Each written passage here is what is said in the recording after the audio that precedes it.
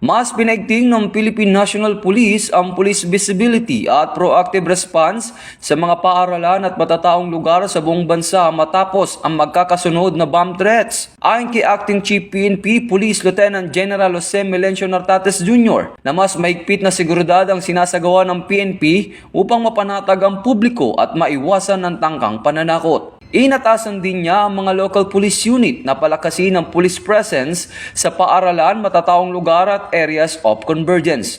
Ito ay matapos ang nahitalang bomb threats nitong mga nakarang araw sa 8 paaralan sa Iloilo at sa Digos City noong November 17, kasama ang isang barangay sa Ormoc City nitong weekend na nagdulot ng evacuation at suspension ng klase. Iniutos din ni Police Lieutenant General Nartates na magkaroon ng masusing investigasyon upang matukoy ang pinagmulan ng pekeng pagbabanta at panagutin ang mga responsable dito. Inihimok din ng Philippine National Police ang publiko na maging mapagmatyag at agad mag-report sa anumang kahinahinalang mensahe o aktibidad. Ito ang bagong PNP para sa bagong Pilipinas, serbisyong mabilis, tapat at nararamdaman.